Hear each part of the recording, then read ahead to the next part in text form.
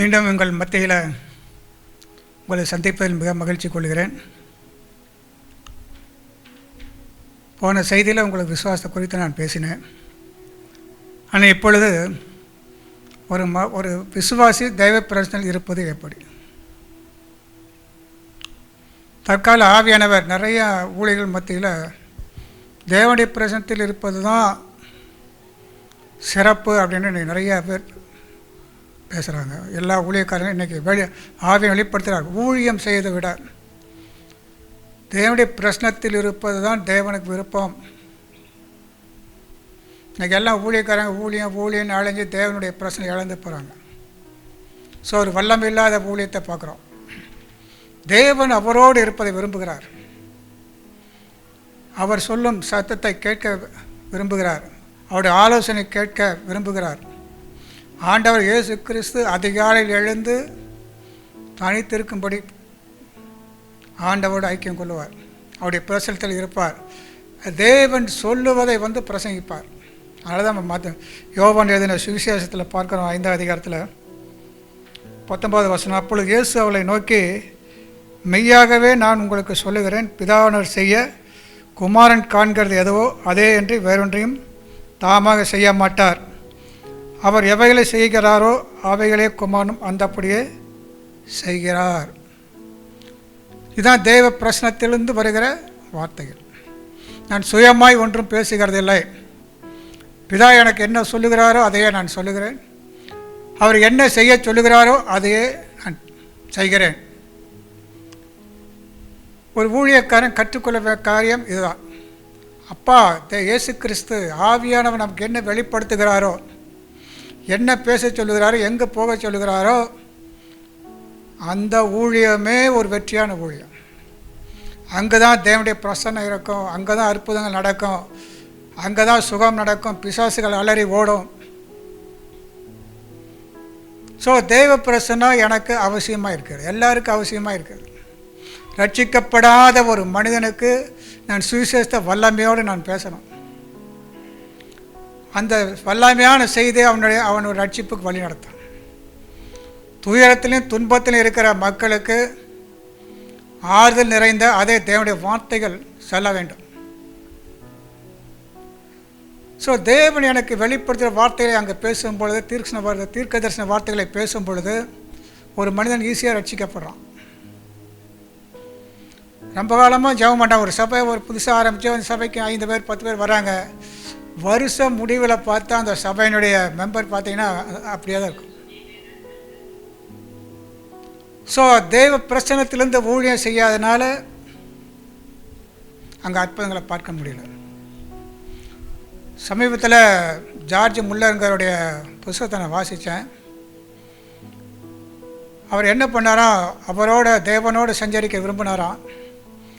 அதிகாலையில் 4 மணிக்கு எழுந்து குளித்து நல்ல ட்ரெஸ் பண்ணிக்கிட்டு பண்ணி டை பண்ணிட்டு கட்டிக்கிட்டு போயிட்டு டேபிளில் உட்காந்து சேரில் உட்காந்து வேத வசனத்தை படிப்பாராம். ஒவ்வொரு எழுத்தாக படித்து தியானம் பண்ணும் பொழுது, ஆண்டவரே இந்த வசனம் எனக்குள்ளே போகட்டும், இந்த வார்த்தை எனக்குள்ளே வல்லம் வெளிப்படுத்துன்னு சொல்லி தியானித்த வேலையில் தேவ பிரசனத்தை உணர்ந்தாராம். ஸோ கர்த்தரோடு இருப்பது அந்த வசனத்தில் எழுந்து அதிகாலையிலேருந்து முதல்ல கர்த்தருடைய வசனத்தில் தியானமாக இருக்கிற மனுஷன் பாக்கியவான்கிறார். தியானிப்பதன் மூலமாக ஒவ்வொரு வார்த்தையை அனுபவித்து அந்த வார்த்தையை நாம் ஏற்றுக்கொள்ளும் பொழுது, அதை அங்கீகரிக்கும் பொழுது, அது வல்லமை உள்ளது என்று நம்பும் பொழுது தேவனுடைய பிரசன்னம் கட்டவிழ்க்கப்படுகிறது. ஸோ பிரியமானவர்களே, நாம் தேவனுடைய பிரசன்னத்தில் இருக்க நம்ம ஒப்பு கொடுப்போம்.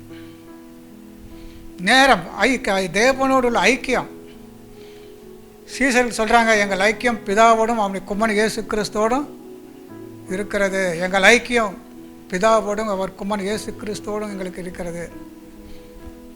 ஸோ அதனால தான் நம்ம கடைசியில் ஜெபம் பண்ணி முடிக்கும்போது பரிசுத்த அந்யோன்ய ஐக்கியம் என்றென்று உங்களோடு இருப்பதாக. ஸோ அவரோட ஐக்கியம்னா அவரோட நேரம் செலவிடுறது, அவருடைய வசனத்தை தியானம் பண்ணுறது, அந்த வசனத்தை ஏற்றுக்கொண்டு அதை விசுவாசிப்பது, அந்த வார்த்தைக்கு நன்றி சொல்லுவது, நான் பெற்ற தேவனுடைய வார்த்தையை ஆசீர்வதித்தாங்கன்னு சொல்லி அவரிடத்தில் ஜெபிப்பது. ஸோ ஒவ்வொரு வார்த்தையும் நம்ம வாசித்து அந்த வார்த்தையை ஆசீர்வதித்து கொடுங்கன்னு சொல்லி நம்ம ஜெபிக்கிற வேலையில் தேவனுடைய பிரசனத்தை நம்ம உணரலாம். ஸோ இன்றைய தற்கால ஆவியானவர் கொடுக்கிற செய்தி, எல்லா மக்களுக்கும் சபைக்கு சொல்கிற செய்தி, தேவ பிரசனத்தில் இருந்து வாழ கற்றுக்கொள்ளுங்கள். அந்த சபையில் அற்புதம் இல்லாததுக்கு ஒரு காரணம் தேவனுடைய பிரசனத்தில் இல்லாமல் இருப்பது, தேவனுடைய சத்தத்தை கேட்காமல் இருப்பது, அவர் சொல்லும் வார்த்தைகள் கீழ்ப்படியாமல் இருப்பது. ஸோ பிரியமானவர்களே, வேதத்தை தியானித்து பழங்கள். அதனால தான் சங்கீதம் 1 பார்க்குறோம், கர்த்தருடைய வேதத்தை இரவு பகலும் தியானிக்கிற மனுஷன் பாக்கியவான். அவன் நீர்க்காலங்களை ஓடமாய் நடப்பட்டு தன் காலத்தில் கனியை தந்து இலையுறாத மரத்தை போல் இருப்பான். ஸோ செல்லும் இடமெல்லாம் பரிசுத்தாவினோட ஐக்கியம். அவரோட இன்றைக்கி ஆவியானவர் அப்போஸ்தலர்களை பார்த்தோன்னா ஆவியான ஒவ்வொரு ஊழியரோடும் ஆவியானவர் செயல்பட்டதை நான் பார்க்குறோம். பிலிப்பு என்கிற ஒரு சாதாரண ஒரு விசுவாசி தான். சமாரியில் பேர் ஊழியம் செய்த பொழுது அற்புதங்களும் அடையாளம் நடைபெற்றது, பிசாசு அலறி ஓடியது, அந்த பட்டணத்தில் மிகுந்த சந்தோஷம் உண்டாயிட்டுன்னு பார்க்குறோம். அவர் தேவனுடைய பிரசன்னத்தில் இருந்த தேவனுடைய சத்தத்தை கேட்டு ஆவியில் நடத்தப்பட்ட பொழுது அங்கே அந்த பட்டணமே களி கூர்ந்தது என்று பார்க்குறோம். ஸோ பிரியமானவர்களே, கர்த்தருடைய சத்தத்தை கேட்க நம்ம ஒப்பு கொடுப்போமாக, அவரோடு நேரத்தை செலவிட ஒப்பு கொடுப்போமாக.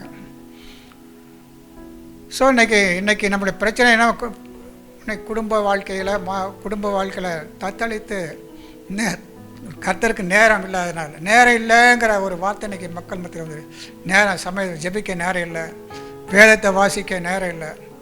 தேவன் அதையே விரும்புகிறார். பாருங்கள், 2 சகோதரிகள் தேவனுடைய பிரச்சனை வீட்டுக்கு போகிறாங்க. மரியாளுடைய வீட்டுக்கு போகிறாரு. அங்கே மரியாள் தேவனுடைய பிரச்சனத்தில் உட்காந்து கர்த்தர் சொல்கிற வார்த்தையை கேட்டுக்கிட்டு இருக்கார். ஆனால் மார்த்தாள் என்பவள் உலக காரியங்களை குறித்து கவலைப்படுறான். அப்படி ஆண்டவர் சொல்கிறாரு, மார்த்தாளே, தேவையானது ஒன்று, உன்னை விட்டு எடுபடாத நல்ல பங்கை மரியாள் தெரிந்து கொண்டாள் என்று பார்க்கிறோம். ஸோ நல்ல பங்கு, நல்ல போர்ஷன், அவரோடு இருப்பது, அவருடைய சத்தத்தை கேட்பது, அவர் குரலை கேட்பது, அவர் தரும் ஆலோசனை கேட்பது, இதுதான் ஊழியம். இதுதான் தேவனோடு முதல்ல ஐக்கியம், தேவனோடு நேரத்தை செலவிடுகிற ஒரு காரியம். வசனத்தை தியானிப்பதன் மூலம், அதை விசுவாசிப்பதன் மூலமாக, தெய்வப்பன் இருப்பது மூலமாக வல்லமையான ஊழியத்தை செய்ய தேவன் நம்மை அழைக்கிறார். அவரோடு இருக்க பழகணும். பிதாவினோடு செய்ய குமாரன் காண்கிற எதுவோ தாமாக ஒன்றையும் செய்யார். அவர் எவைகளை செய்ய சொல்லுகிறாரோ அதையே நான் செய்கிறேன், அவர் எதை பேச சொல்லுகிறாரோ அதையே நான் பேசுகிறேன். மனுஷகுமாரன் தாமாக ஒன்றும் செய்ய முடியாது. தானாக அந்த ஊழியத்தை செய்யக்கூடாது, நம் விருப்பப்படி ஊழியத்தை செய்ய முடியாது. தேவன் அதை விரும்புறது இல்லை. கர்த்தருடைய சித்தத்தின்படி, அவருடைய ஆலோசனையின்படி, அவருடைய பிரச்சனத்தின்படி கர்த்தர் நம்மை வாழ அழைக்கிறார். அதனால் கொலைசேகர் புஸ்தகத்தில் ஒரு ஜெபத்தை கற்றுக் கொடுக்கிறார். நீங்கள் எல்லா ஞானத்தோடும் ஆவிக்குரிய விவேகத்தோடும் அவருடைய சித்தத்தை அறிகிற அறிவினால் நீங்கள் இந்த சபை நிரம்பணும். சகல விதமான நற்கிரிகளாகிய கனிகளை தந்து தேவனை அறிகிற அறிவில் விரித்தடைந்து கர்த்தருக்கு பிரியமுண்டாக அவருக்கு மாத்திரம் நடந்து கொள்ள நான் ஜெபிக்கிறேன். சந்தோஷத்தோடு கூடிய எல்லா பொறுமையும் நீடிய சாந்தம் உண்டாவதற்கு அவருடைய மகிமையான வல்லமையின்படியே நீங்கள் பலப்பட வேண்டும் என்று நான் ஜெபிக்கிறேன். ஸோ இந்த சபை கர்த்தரோடு அவருடைய சத்தத்தோடு அவருடைய சித்தத்தின்படி செயல்பட தேவன் அழைக்கிறார். நீங்கள் கர்த்தருக்கு ஒப்பு கொடுப்பீர்களாக, அவர் பிரசன்னத்தில் வாழ உங்களை ஒப்பு கொடுப்பீர்களாக.